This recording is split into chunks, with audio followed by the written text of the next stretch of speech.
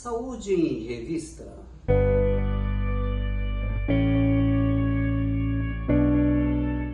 Olá, senhoras e senhores, está no ar Saúde em Revista, o programa feito especialmente para você, trazendo informações, notícias, esclarecimentos, desvendando mitos e verdades quando o assunto é saúde. E você que ainda não é inscrito no canal, se inscreva e ative o sininho para receber as notificações de toda vez que nós publicarmos uma nova matéria. E hoje nós vamos falar sobre andropausa. Você já ouviu falar em andropausa? Pois é, eu acho que menopausa você já ouviu falar, mas andropausa talvez sim, talvez não. Mas vamos lá. Na realidade, esse termo andropausa não é um termo científico, mas é um termo mais popular, comparando-se à menopausa, que é a interrupção abrupta da liberação de óvulos pela mulher, que ela tem um decréscimo agudo de estrógeno e progesterona, que determina o fim da fase fértil da mulher. Já a andropausa, popularmente dita, é, na realidade, um processo contínuo de envelhecimento do homem que ocorre a partir dos 40 anos de idade. E ele, nesta fase aí de andropausa ou após os 40 anos, ele continua sendo fértil até o resto da vida dele. Então difere bastante do que é a menopausa, não tem assim uma semelhança fisiológica da menopausa com andropausa propriamente dito.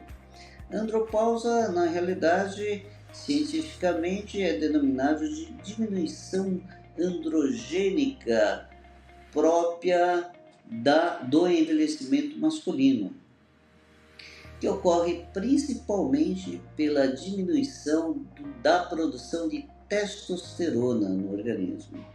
A testosterona é um hormônio que é produzido a partir do colesterol, do LDL colesterol. Pois é, aquele LDL colesterol que é tão perseguido pelos médicos, porque quando ele está em quantidade muito elevada no nosso organismo, ele pode comprometer aí a permeabilidade vascular, fazendo com que haja entupimento dos vasos por acúmulo de gordura, mas isso quando ele está em níveis bastante elevados.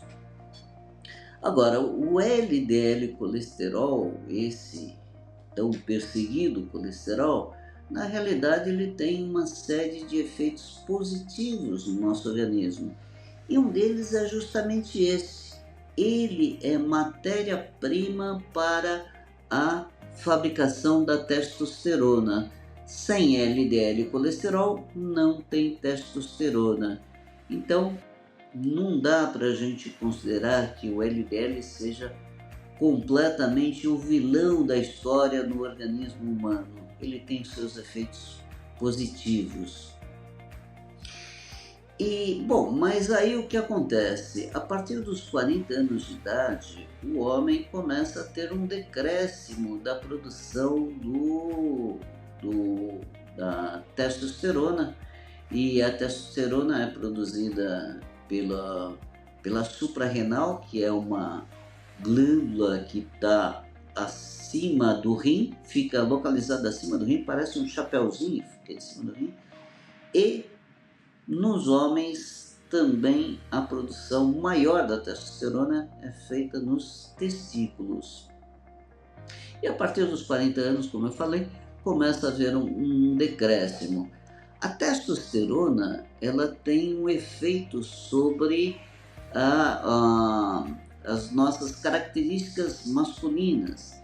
Então, ela aumenta a quantidade de pelos no nosso organismo, como um todo, melhora a nossa libido, nossa vontade sexual, nosso desempenho sexual está relacionado à testosterona.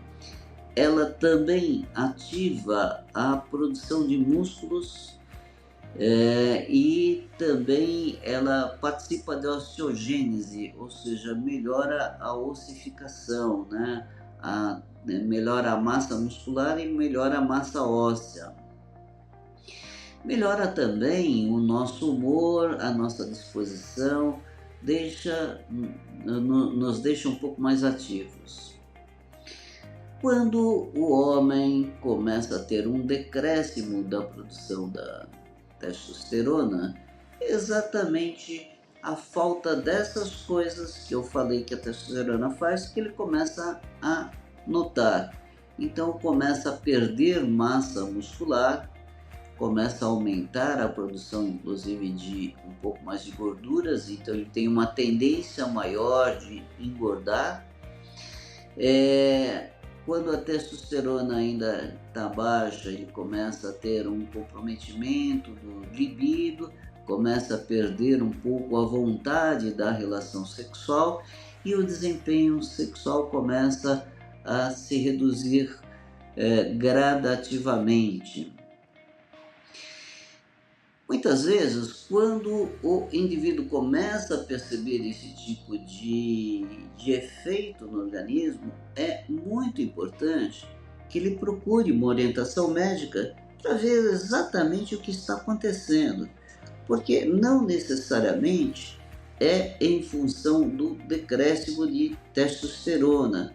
Tem outras condições orgânicas que também podem levar a isso. Então, o indivíduo que está extremamente obeso, pessoas que estão com diabetes, problemas de anemia, problemas de pressão alta, podem eventualmente ter toda essa sintomatologia que eu acabei de falar. Então é importante sempre procurar uma orientação médica para que o médico verifique se o problema está no decréscimo ou não de testosterona e se tem outros elementos associados que podem estar contribuindo para essa sintomatologia toda. E aí, quando o diagnóstico é do decréscimo androgênico próprio do envelhecimento masculino, muitas vezes pode-se fazer a reposição hormonal com a testosterona. Só que nós precisamos observar que o uso da testosterona ela tem que ser muito bem criterioso.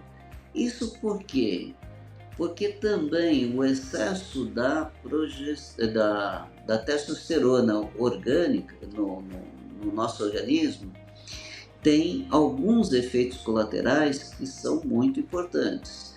Por exemplo, o organismo, percebendo que tem um excesso de testosterona além daquele que ele produz normalmente, ele começa a diminuir a sua produção e isso pode ocorrer de uma forma definitiva. Então, o uso da testosterona pode levar a um hipogonadismo, que a gente fala, que é o organismo perder essa função de produção própria de testosterona. E aí você vai ter que fazer a reposição ad eterno, para sempre, porque senão a sua testosterona vai ficar lá embaixo. Só que o excesso de testosterona no organismo, ou a testosterona exógena, ou seja, que é introduzida artificialmente no organismo, tem uma série de efeitos colaterais. Por exemplo, pode haver um adenoma de próstata, ou seja, pode haver um aumento da próstata e, consequentemente, pode também levar uma maior predisposição ao câncer de próstata. Uma outra condição é você ter efeitos e ter uma maior propensão a ter tromboses, infarto, derrame. Então, é alguma coisa que precisa ser olhado com muita cautela. o excesso de testosterona também faz com que haja retenção de líquido, podendo aumentar a pressão arterial. Então a gente vê que não é a indicação da testosterona não é alguma coisa aleatória, tem que ter sua indicação muito específica, uma vez que tem aí os benefícios e os malefícios, e somente o médico pode saber exatamente se no seu caso vale a pena correr o risco de todos esses efeitos colaterais. Mas tem algumas medidas gerais que você pode fazer para evitar esse decréscimo acentuado da testosterona, que é manter uma boa atividade física, diminuir o seu peso corporal. A gente sabe que o excesso de peso é um dos fatores que contribuem para a diminuição da produção da testosterona. Ter uma alimentação saudável, equilibrada, também é muito importante. Evitar, na medida do possível, cigarro e bebida alcoólica. A gente recomenda não utilizar testosterona para outras finalidades. Tem muitas pessoas que acabam querendo utilizar a testosterona especificamente para melhorar a massa muscular, querendo utilizar para melhorar a performance sexual. No entanto, não estão com uma deficiência nem num setor nem no outro setor, e mesmo assim querem utilizar testosterona. Tem que se observar sim os efeitos colaterais dela, e sempre é o médico que vai fazer essa avaliação do risco e benefício. Então procure sempre uma orientação médica. Encaminhe esse vídeo aí para o seu amigo, seus parentes, e se inscreva e ative o sininho para receber as notificações de toda vez que nós publicarmos uma nova matéria.